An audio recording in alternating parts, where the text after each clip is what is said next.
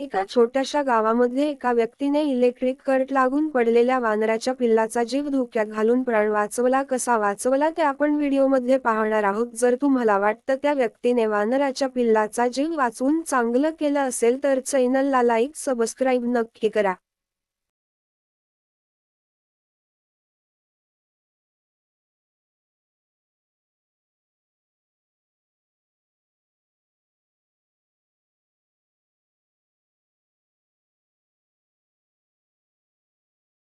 मित्रांनो, तुम्ही हा विजेचा खांब पाहताय. ह्या विजेच्या खांबावरती विजेच्या तारा तुम्हाला पाहायला मिळतात. त्या विजेच्या ताराच्या मध्ये हे लहान पिल्लू, वानराचं लहान पिल्लू, छोटंसं पिल्लू, त्याला विजेचा धक्का बसलेला आहे तारामुळं आणि ते एवढ्या उंचावरून खाली पडलेलं आहे, आदळलेलं आहे आणि ते पूर्णपणे बेशुद्ध पडलेलं आहे. त्याची काहीच हालचाल होत नाही. त्याच्या समोरून ही भटकी कुत्री फिरताना पाहायला मिळतात. काय त्या भटक्या कुत्र्यापासून त्याला धोका होताच, कारण त्याची हालचाल होत नव्हती. आणि वर वानरांचा तुम्ही कळप पाहताय. वानराचा कळप ते पिल्लू पडले म्हणून तिथं त्या पिलाभोवती गिरट्या मारत पाहायला मिळते तुम्हाला तिथं. तर त्या पिलाला शुद्धीवर आणण्याची खूप गरज आहे. आता तुम्ही म्हणाल याला शुद्धीवर आणायची काय गरज आहे? तिची आई त्याला घेऊन जाईल. तिची आई तुम्ही पाहू शकताय त्या आपल्या पिल्लाला, म्हणजे विजेचा धक्का बसला त्या पिल्लाला नेण्यासाठी वारंवार सारखी येत आहे, पण ते पिल्लाचा काहीच रिस्पॉन्स नाही, त्या पिल्लाची काहीच हालचाल नाही. त्याला कसं नेता येईल? थोडंफार आईला त्या पिल्लानं पकडलं पाहिजे, तेव्हा ती आई आपल्या पिल्लाला कुशीत घेऊन जाऊ शकेल.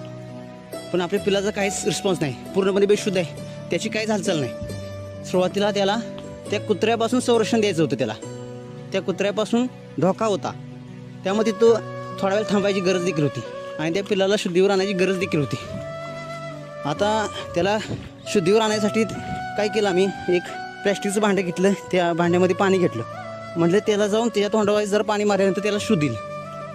पण ज्यावेळी पाणी घेऊन त्या पिलापर्यंत पोचतोय तेव्हा तिची आई यायची आणि माझ्यावर सल्ला करायची. जसं की आईला असं वाटायचं की माझ्या ह्या पिलाला काहीतरी बरं वाईट करतोय काय आम्ही. त्यामुळे तिला आमच्याबद्दल शंका होती, त्यामुळे ती मदत करून द्यायची नाही आपल्या पिलाची. सभोवताली भरपूर लोक जमा झालेली होती.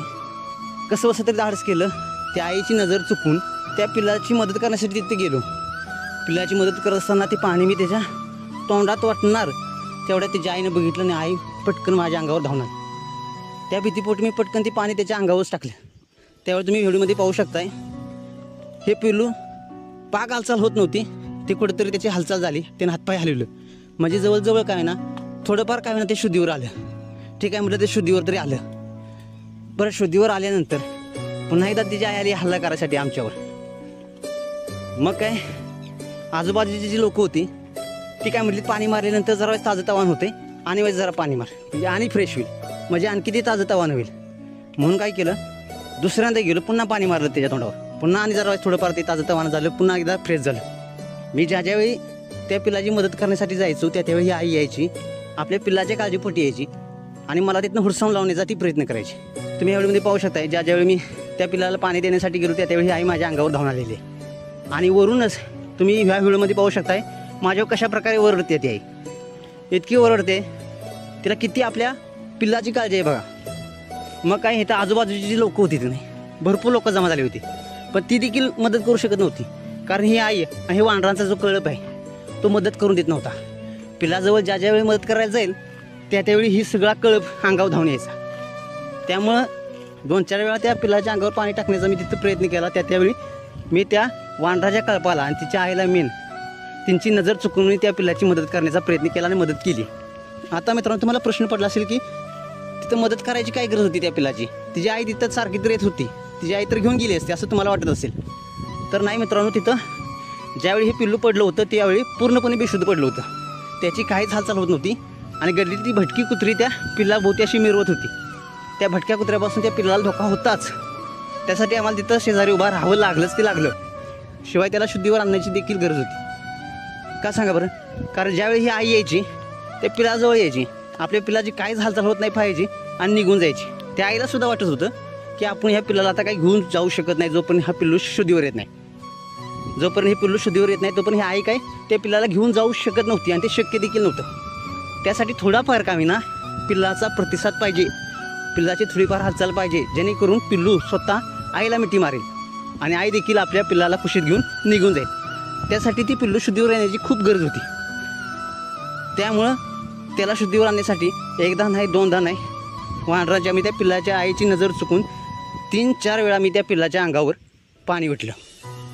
आणि ज्यावेळी पाणी उठलं त्यावेळी हे पिल्लू ताजं तावानं झालं, फ्रेश झालं, तरतरीत झालं. मग काय तुम्ही ह्या व्हिडिओमध्ये पाहू शकताय.